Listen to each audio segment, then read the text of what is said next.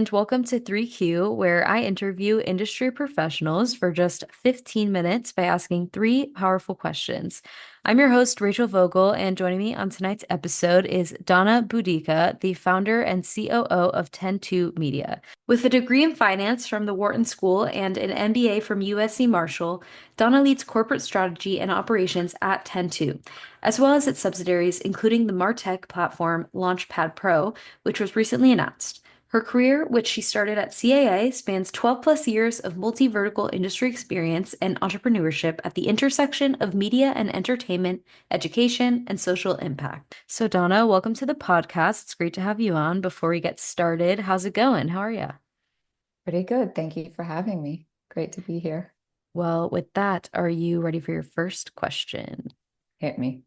Imagine for a second you are sitting down with your 25-year-old self. What one piece of advice would you give her on a personal note, and what one piece of advice would you give her from a business perspective?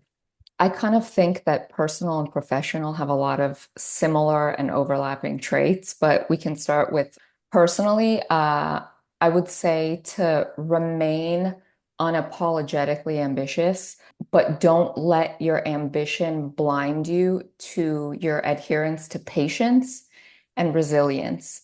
Because I think that regardless of what you go through personally or professionally, having patience to kind of overcome any hurdles is a huge key. And sometimes we get blinded by ambition and forget that key factor. Professionally, I would say fail fast and fail frequently, but don't be afraid of failure because it can be your best friend. And the worst part and the real failure is if you don't actually learn from your successes, I think. Um, because then you kind of go about blindly not knowing why you actually achieved.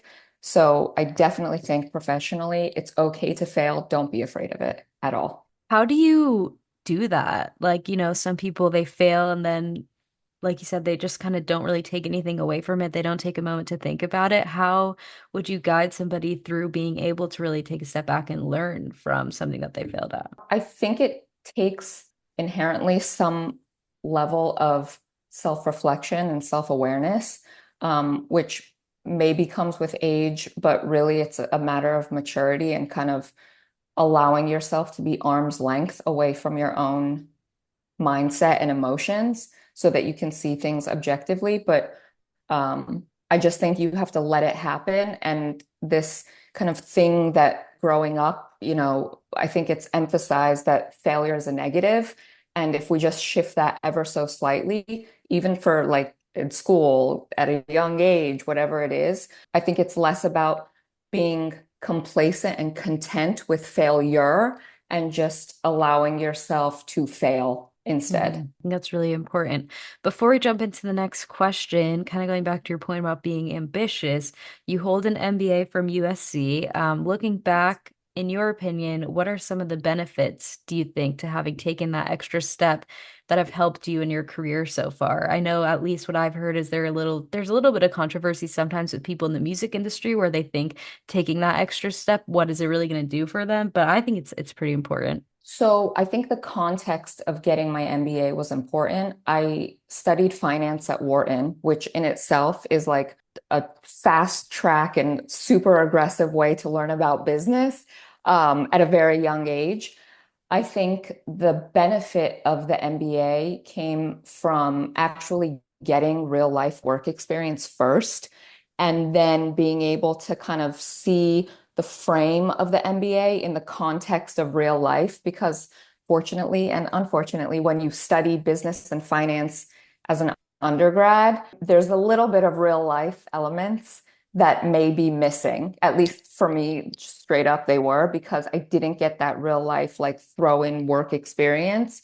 So a lot of the stuff I was learning theoretically and on paper, I was really good at, but there was a real life element that was missing for me in my undergrad.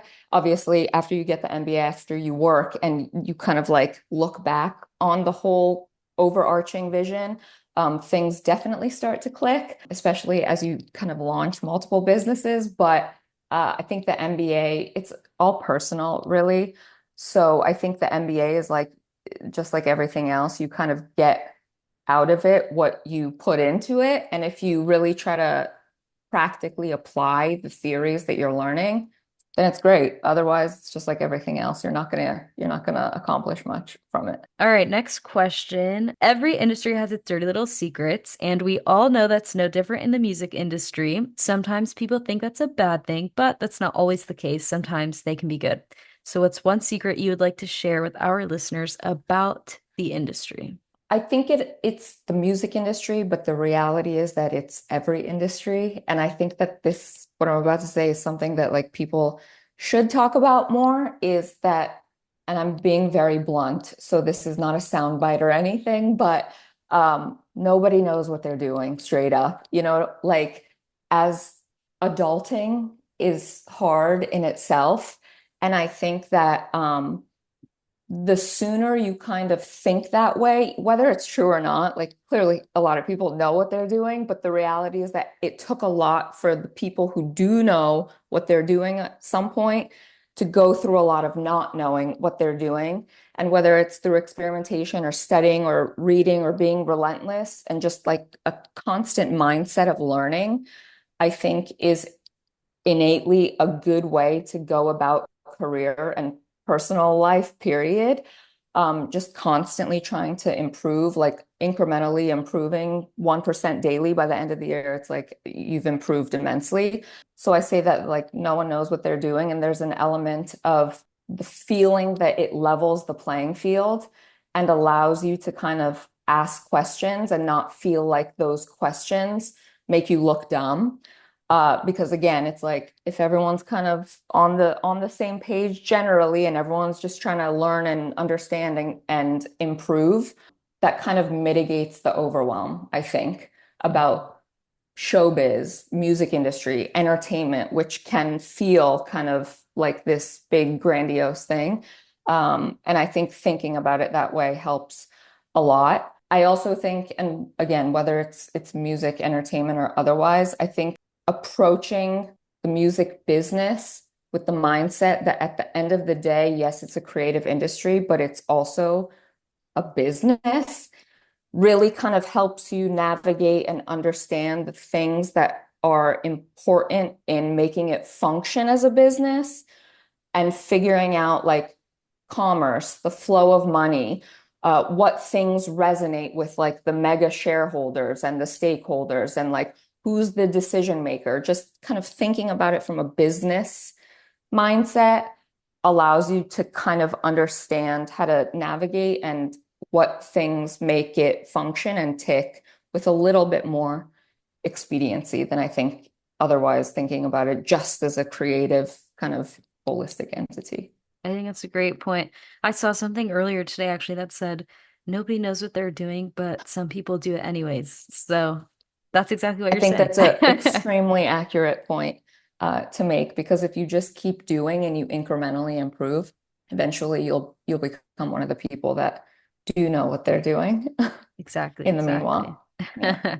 Before we jump into the last question, 10-2 Media works primarily with YouTube. So I'm curious, what do you think makes YouTube such an important platform for established artists, but even more so emerging artists compared to other platforms that exist? Oh man, I don't think we can even cover this at all in 15 minutes, let alone the rest of the podcast. But I'm partially joking, but YouTube is a fantastic, and I'm unbiased on this point. YouTube is an incredible Venn diagram and ecosystem that's part DSP and part social network, really, where it's you can establish a brand, you can establish communication with your audience. It literally rewards you in real time with analytics and the ability to see who your audience is and like literally what aspect of the content that you're putting up they're consuming. So that kind of Venn diagram in itself makes it, in my opinion, a superior platform in a lot of ways. I also think that historically, YouTube as a general platform, especially in music, has been kind of a bit neglected. And it's where historically artists post videos, post official music videos, post whatever, kind of just related music videos, and then they forget about it and don't spend the amount of effort working it, quote unquote, as other platforms. And because it's a extremely robust platform, obviously.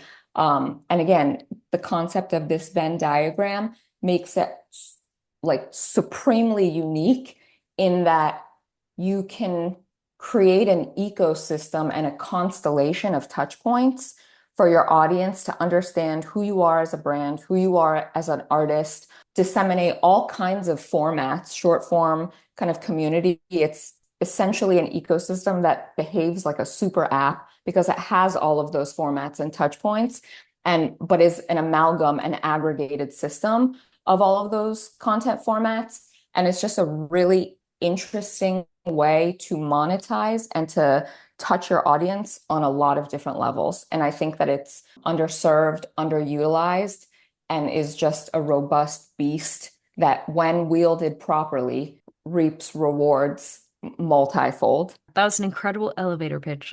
Wow. All right, last question. Throughout your career, I'm sure you've been asked plenty of questions, whether it was through an industry conference, the media, or even a promotion. But throughout all of those interviews and all of those questions, there has to be one that you've never been asked but would have liked to. So, what is that question and what would be your answer? Surprisingly, I have never been asked why I really wanted to go into the entertainment industry. I come from a family that could not be more antithesis to entertainment. My dad's an aerospace engineer. My mom was an archaeology major. So Wow. literally the polar opposite in any capacity. And I'm an immigrant kid, first generation immigrant. My dad is Italian. My mom is Iranian. So everything except the entertainment was kind of on the pipe for us. But the fact is that the entertainment industry and music and the arts, to me, represent a kind of creative snapshot of where culture and society on a global level is at any given time. And obviously, Italian, Iranian, the arts are a very important part of the culture and the history and who they are as people and societies. And I think that sometimes we can forget that it's the creative arts and it's meaningful on a societal level. And I think that it just represents a snapshot of humanity on a global scale at any given time. Film, music, especially because it conjures so many emotions, and everyone has a relation to a poignant song that is like touches a nerve and means something, whether it's one song or a lot of songs. Music and the arts are just very resonating components of the greater entertainment industry. And that's the genuine reason why I wanted to be in entertainment, because it expresses something that I think other industries don't have from a societal and like humanity aspect. It's a little bit of an existential answer, I know, but to me, that's really the core reason that I love it. That's really cool. Yeah, I agree with you. All right, well, it's about time we close out tonight's episode. But Donna, thanks again for joining me. It's been a pleasure to have you on the podcast. Thank you for having me. It's been great. To everybody listening, hope you enjoyed tonight's episode. Stay tuned for next week of 3Q, where I interview industry professionals for just 15 minutes by asking three powerful questions. I'll see you next time.